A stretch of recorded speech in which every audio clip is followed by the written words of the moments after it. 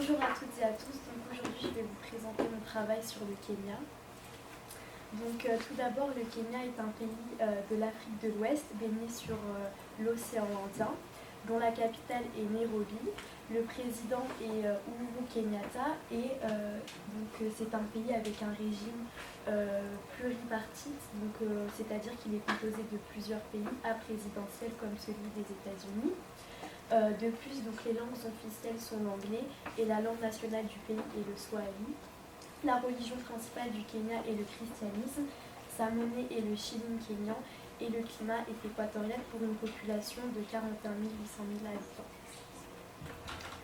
On peut constater de plus que le Kenya possède une ethnicité assez importante dont la majorité du peuple est bantou, mais aussi il y a des Nilotis, des Kikuyu, des Luhya, des Luo, des Maasai et quelques Indiens européens et arabes. C'est un pays très touristique, donc on peut constater que le paysage est assez varié.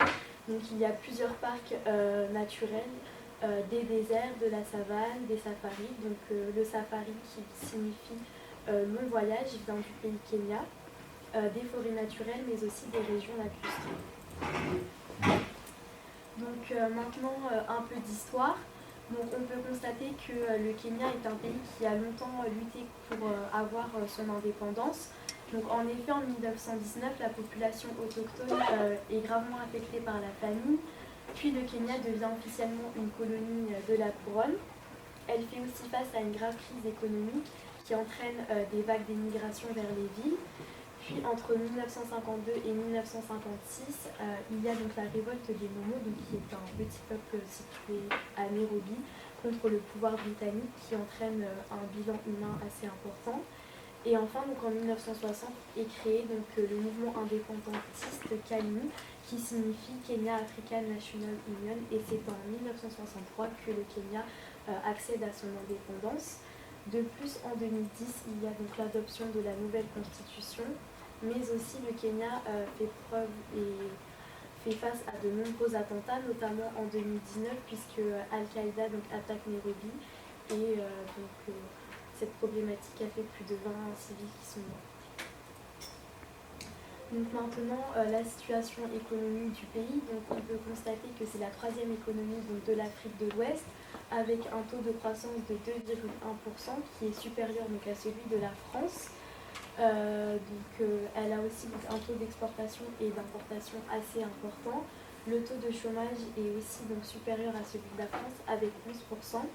Et ses principaux clients sont l'Ouganda, les Pays-Bas et les États-Unis. Et leurs fournisseurs principaux sont la Chine, l'Inde et les Émirats arabes unis. On peut aussi voir que le secteur le plus porteur au Kenya est celui du tertiaire, notamment avec le tourisme.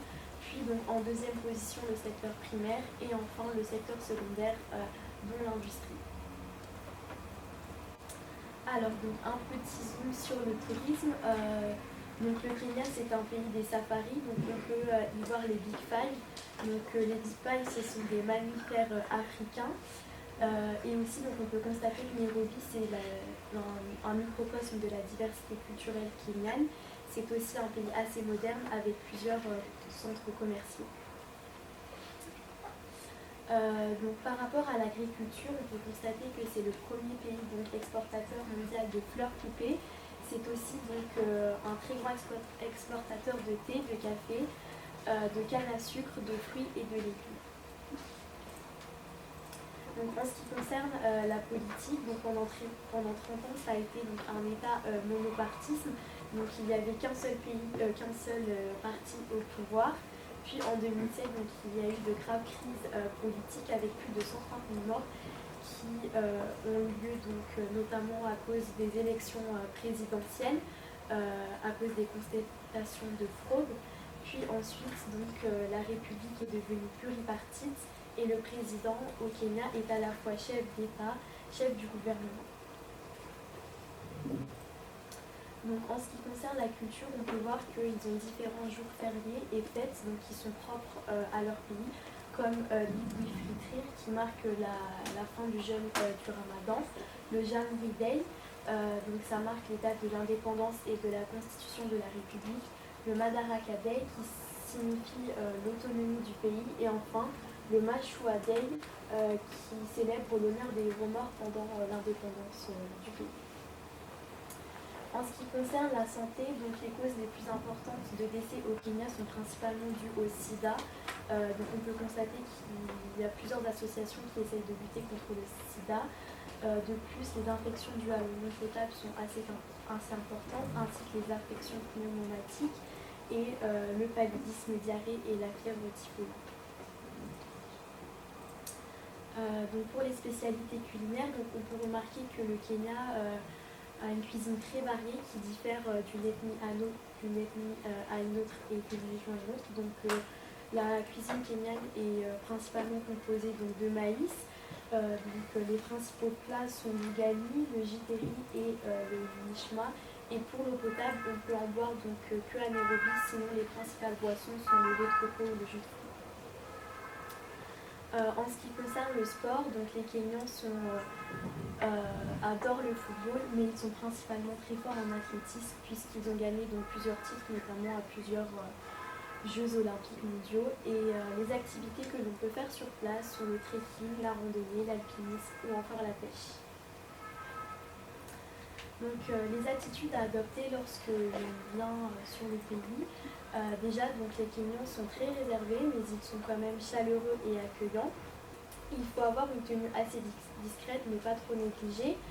Il ne faut pas non plus hésiter à répondre à toutes leurs curiosités et leur poser des questions sur leur culture, leurs traditions. Il ne faut pas aussi hésiter à faire des dons, notamment au chef du village ou encore à des associations ou des directeurs d'école. Donc plusieurs sujets sont à éviter lors d'une discussion comme la politique, la sexualité et de plus l'homosexualité n'est pas très bien vue au Kenya, elle peut faire l'objet d'harcèlement policier. Donc comment optimiser son action professionnelle avec les Kenyans? Donc il faut essayer de construire une confiance avec eux tout en prudence, humilité et neutralité. Ils attachent beaucoup d'importance à la socialisation extra-professionnelle. Et il faut savoir aussi que l'encadrement des décisions se réalise assez lentement.